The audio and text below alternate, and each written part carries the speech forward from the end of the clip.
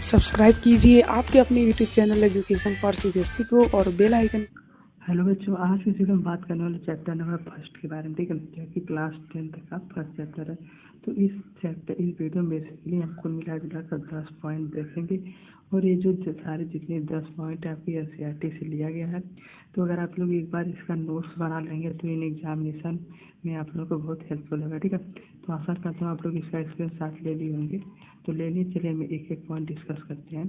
तो देखिए, हम पहले बात कर लेते हैं कि डेवलपमेंट आखिर होता क्या है। डेवलपमेंट मतलब होता है कि अगर कोई भी कंट्री है वहाँ की जो स्थिति क्या है, मतलब वहाँ के जितने पर्सन है वहाँ पर फूड प्रोवाइड हो रहा है कि नहीं, और उनके पास शेल्टर है कि नहीं, हेल्थ कंडीशन क्या है, और एजुकेशन स्टेटस वहाँ का कैसा और किस तरह से डेवलपमेंट हो रहा है, ठीक है। तो डेवलपमेंट मतलब होता है कि विकास, वहाँ के विकास का हालचाल क्या है। यानी अगर उसको हम कंपेयर करते हैं कि पिछले 10 साल के रिकॉर्ड से कि इन 10 साल में उसमें क्या चेंज आया है, क्या उसने अपनी कमियां दूर की है या कुछ नई प्रॉब्लम क्या उसमें अराइज हुई। कुल मिला यही जिसमें डिफरेंट क्राइटेरिया होते हैं कि हम कैसे डिसाइड करते हैं, ठीक है। तो ओवरव्यू के बाद हमने बात कर ली कि डेवलपमेंट बेसिकली है क्या।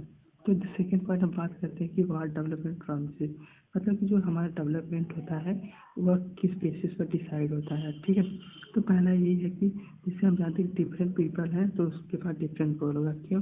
क्योंकि हम जानते हैं जिसके पास मान लीजिए साइकिल है वह क्या चाहेगा कि उसके पास मोटरसाइकिल हो जाए, मोटरसाइकिल वाला क्या चाहेगा उसके पास कार हो जाए, ठीक है।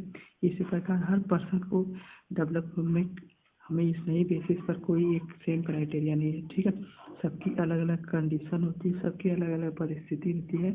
उस हिसाब के बेसिस पर हम डिसाइड करते हैं कि एक्चुअली में डेवलपमेंट क्या है, ठीक है। हम कह सकते हैं कि डिफरेंट पीपल के पास डिफरेंट गोल होते हैं, यानी हर पर्सन की अलग अलग ज़रूरत होती है कि उसकी हिसाब से हम देखें कि डेवलपमेंट है कि नहीं, ठीक है। वही देखिए, मैं एक एग्जांपल बता दें, जैसे कि यूएस में हमने जो व्यक्ति कार लेगा वो जनरल कैटेगरी में आता है, लेकिन अगर इंडिया में अगर कोई व्यक्ति कार लेगा तो वह क्या है, वह तो रिच फैमिली उसे काउंट किया जाता है, ठीक है। यानी यूएस में जो कि कार रखना नॉर्मल बात है, लेकिन इंडिया में रखना ये तो रिच वाली बात है। तो कुल मिला जुलाकर सभी पर्सन की डिफरेंट डिफरेंट कंडीशन होती है, सब डिफरेंट डिफरेंट पर और उनका डिफरेंट गोल होता है और डिफरेंट डिफरेंट एम्बिशन होता है कि इन केस लाइफ में ये चीज़ अचीव कर लेंगे तो फुली डेवलप हो जाएंगे, ठीक है। ये हम अलग अलग कंट्री के बेसिस पे डिवाइड करते हैं। तो बात करते हैं थर्ड पॉइंट के बारे में कि इनकम एंड अदर गोल। तो क्या केवल हम पैसा कमाना है या तो हमें अगर इनकम ज़्यादा हो गई तो हमारी वह एक गोल है, नहीं। जैसे देखिए, हमने इसमें एक केस दिया गया है कि जो नर्मदा रिवर के आसपास जितने भी गांव वाले लोग रहते हैं वहाँ पे जो सरोवर सरदार सरोवर डैम है उसकी हाइट बढ़ाई जा रही है। हाइट बढ़ाएंगे तो वहाँ पे ज़्यादा पानी कलेक्ट हो, ज़्यादा पानी कलेक्ट होगा तो वहाँ के जितने भी लोग हैं उनको डिस्प्लेसमेंट होना पड़ेगा। क्यों? क्योंकि वहाँ पानी भर जाएगा तो उन लोगों को दिक्कत हो, सारे डूब जाएंगे, बाढ़ में प्रॉब्लम होगी, तो वहाँ पे माइग्रेशन करना पड़ेगा। तो देखिए, पैसा भले से लेकिन माइग्रेशन भी करना पड़ेगा, यानी वहाँ की लाइफ नहीं सिक्योर है। तो इनकम ही केवल क्राइटेरिया नहीं है, और भी सारी क्राइटेरिया है। क्या कौन कौन सी क्राइटेरिया है? फूड चाहिए, शेल्टर चाहिए, हेल्थ चाहिए, एजुकेशन, उसके बारे में फोर्थ पॉइंट बात करते हैं, जिसमें बताया गया है कि कोई भी अगर मान लीजिए किसी नेशन है या कोई भी कंट्री तो कैसे डेवलपमेंट होगा। तो पहला कि वहाँ के जितने पर्सन है वो सभी को फूड प्रोवाइड होना चाहिए एटलीस्ट। क्यों?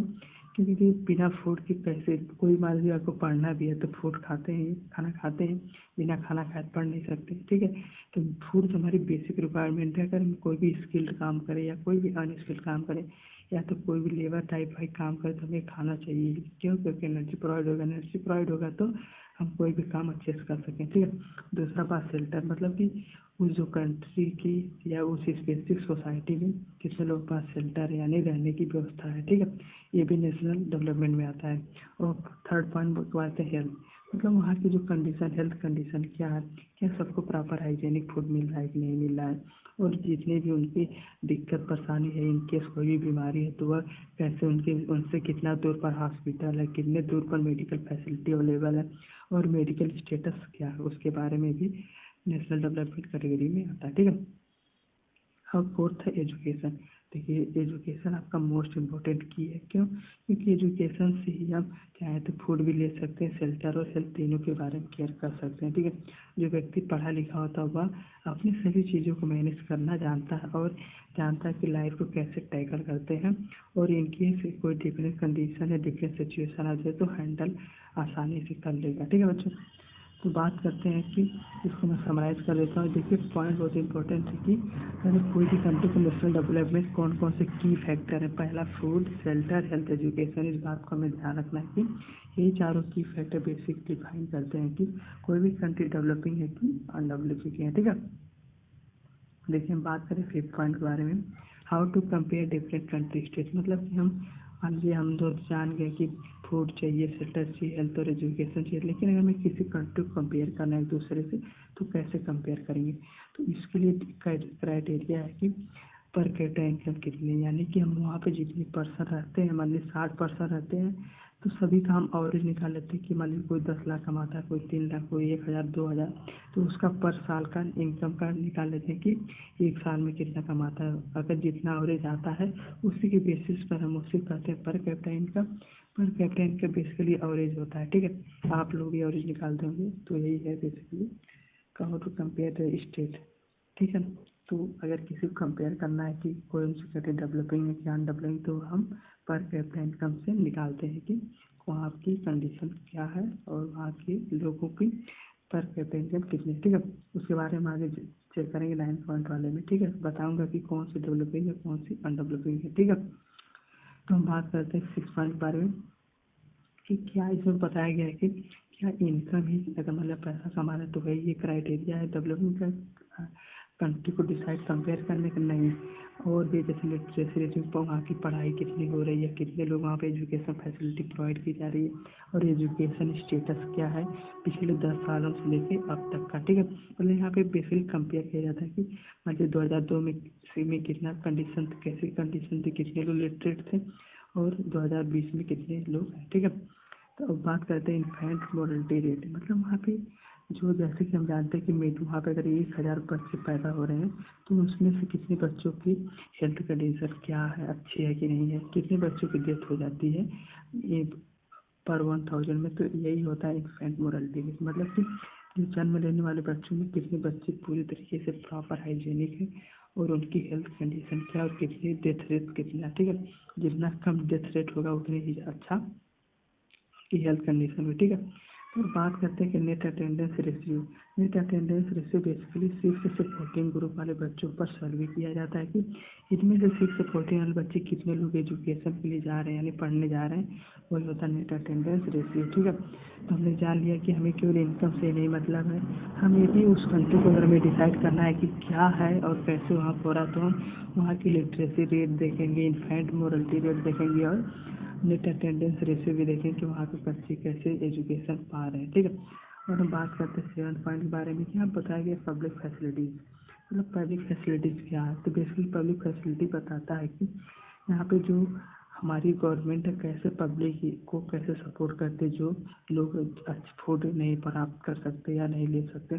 तो जानते हैं कि गांव में राशन साफ होता है, राशन साफ में कम पैसे में अच्छे फूड प्रोवाइड किए जाते हैं। जैसे 2 रुपये किलो चावल, 2 रुपये किलो चीनी, 2 रुपये किलो चावल, 2 रुपये किलो गेहूँ। ठीक है, चीनी तो 10 रुपये किलो प्रोवाइड की जाती है लेकिन मार्केट में 40 चल रही। ठीक है, तो बेसिकली उसमें एक हमें इनकम सोर्स प्रोवाइड कर देते हैं या एक इंटरमीडिएटर की तरह काम करते हैं कि उन लोगों का भी थोड़ा डेवलपमेंट हो सके। ठीक है, और हम बात करते हैं एक और होता है ह्यूमन डेवलपमेंट रिपोर्ट। मतलब हम वहाँ के जाके वहाँ पे सर्वे करते हैं कि किसी स्पेसिफिक सोसाइटी में हम गए, वहाँ पे देखें कि कितने लोगों की हेल्थ कंडीशन क्या है। ठीक है, और कैसे उन लोगों को प्रॉपर हाइजीनिक फूड मिल रहा है कि नहीं, या उनकी ग्रोथ क्या है। ठीक है, और उनको कोई तो बीमारी नहीं है या उस पूरी कम्युनिटी कोई ऐसे रोग से पीड़ित नहीं है जो कि उनके लिए खराब है और उनके हमारी इकोनॉमिक कंडीशन में मदद ना करे। ठीक है, तो हमें देख लें कि गवर्नमेंट ने कौन कौन सी पब्लिक फैसिलिटीज प्रोवाइड की हैं ताकि वहाँ का डेवलपमेंट अच्छे से अच्छा हो। ठीक है, हम देखिए बात करते हैं इस के बारे में। यहाँ पे सस्टेनेबिलिटी ऑफ डेवलपमेंट, यानी कि हमारे जो मान लीजिए हम जितने भी डेवलपमेंट कर रहे हैं, चाहे हम रोबोट बनाए चाहे मशीन बनाए, कितना देर तक सस्टेनेबल होता है, लेकिन वो उस फील्ड में बात नहीं करेंगे। क्यों? क्योंकि हमारे इकोनॉमिक से तो हम इसमें अपने एटमॉस्फेयर के बारे में अध्ययन करेंगे। जैसे कि हम जानते हैं ग्राउंड वाटर इंडिया, तो जान ही रहे कि दिन पर दिन ग्राउंड वाटर नीचे जा रहा है। तो इससे होगा क्या कि देखिए पहले तो हम फ्री पा रहे पानी, फिर बाद में पैसा लगेगा, तो इससे होगा कि हमारी जो जीडीपी है और डाउन हो जाएगी। तो हमारी डेवलपमेंट कंट्रीज, अभी तो डेवलपिंग है इंडिया, उससे बात और भी नीचे आ सकती है। ठीक है, पानी खरीदेंगे, पानी खरीद हमारे सभी लोग तो पानी अफोर्ड कर नहीं सकते। मान लीजिए अगर 10 लीटर, अगर मान लीजिए 2 रुपये लीटर का पानी हो गया, तो सोचिए कितना आदमी कम से कम 10 रुपये, 10 लीटर तो एक व्यक्ति पी जाता है छोटा। ठीक है, 10 जना 20 रुपये हो जाएगा। ऐसे ऐसे कर कैसे नहाने खाने के लिए और बेसिक रिक्वायरमेंट के लिए बढ़ ही जाएगा। तो ये सब भी एक की फैक्टर है कि हम कैसे उसको मैनेज करें इस कंडीशन को। और दूसरी बात, exhaustion of natural gas, natural resource, मतलब जो हमारे नेचुरल रिसोर्स हैं कैसे वो लोग ख़त्म हो रहे हैं। नेचुरल रिसोर्स जानिए रहे कि पेट्रोल और डीजल का दाम कितना ज़्यादा है। ठीक है, 80-90 रुपये 100 रुपये पहुँच रहा है। तो ये भी एक हमारे स्टेट को प्रभावित करता है। जैसे मान लीजिए कोई किसान है, 100 रुपये का तेल तेल डलवाया और पानी अपने खेतों की सिंचाई की, और 10 रुपये किलो गेहूँ बेच रहा है, 12 रुपये किलो, तो उससे फ़ायदा नहीं होगा, नुकसान ही होगा। ठीक है, तो कुल मिला जुला कर हमें नेचुरल रिसोर्स पर हमें एक प्रकार की गाइडेंस रखनी चाहिए, या हमें उसका कोई अल्टरनेटिव सोर्स भी जो ढूंढना चाहिए, ताकि इन केस ऑफ इमरजेंसी हम उसे यूज़ कर सकें। ठीक बच्चों, देखिए हम बात करते हैं 9 पॉइंट के बारे में। 9 पॉइंट बेसिकली में बताया गया कि जो हमारा वर्ल्ड बैंक है कैसे डिसाइड करता है कि कौन सी कंट्री डेवलपिंग है, कौन सी कंट्री रिच है, कौन सी कंट्री पुअर है। ठीक है, तो जब डिसाइड करता है कि अगर देखिए इंडिया के हिसाब से अगर कोई व्यक्ति 4,53,000 रुपये, ठीक है, पर ईयर कमा रहा है, पर साल अगर कमा रहा है, तो वह रिच होगा। ठीक है, या उस जगह के पर कैपिटा इनकम हर व्यक्ति की 4,53,000 है, एवरेज निकालते हैं, जानते हैं आप लोग। ठीक है, तो वही हो जाएगा रिच कंट्री। लेकिन अगर कोई 37,000 कमा रहा है पर साल में, तो वह लोग इनकम वाली कैटेगरी में आ जाएगा। ठीक है, तो कुल मिला जुला कर हमें 9 पॉइंट देख ले, तो हम बात करते हैं कंक्लूजन के बारे में। चलिए हमने देखिए क्या क्या बातें इसके बारे में जाना। तो पहले हमें ये जाने कि डेवलपमेंट क्या होता है, क्या इसके डिफरेंट क्राइटेरिया है, क्या इसके डिफरेंट फील्ड हैं, और क्या डिफरेंट पीपल की चॉइस है कि वो डिसाइड करेंगे कि हम डेवलप हैं कि अनडेवलप। ठीक है, और ये भी देखा कि गवर्नमेंट का क्या रोल है, कि हमें कौन कौन सी फैसिलिटी प्रोवाइड करती होती है, चाहे वो फूड हो, चाहे शेल्टर हो, चाहे हेल्थ हो, चाहे एजुकेशन हो। और ये भी देखा कि केवल हमें पैसा ही नहीं ज़रूरत है, और हमारी अदर रिक्वायरमेंट है, जैसे हमें अपने हेल्थ के बारे में कंसर्न होना चाहिए। और इसी प्रकार हमने देखा कि हमारा जो डेवलपमेंट है उसकी मेन ये बात हमें ज़रूर याद रखनी चाहिए, वह कितना सस्टेनेबल, यानी कितना देर तक टिकाऊ है, उस बात पर हमें फोकस रखना है। तो आज की वीडियो में बस इतना ही। अगर आप लोग यहाँ तक आ चुके, चैनल सब्सक्राइब कर लीजिए। ठीक है, अभी कर लीजिए। वीडियो बहुत अच्छी लगी हो तो चैनल लाइक भी कर दीजिएगा। ठीक है।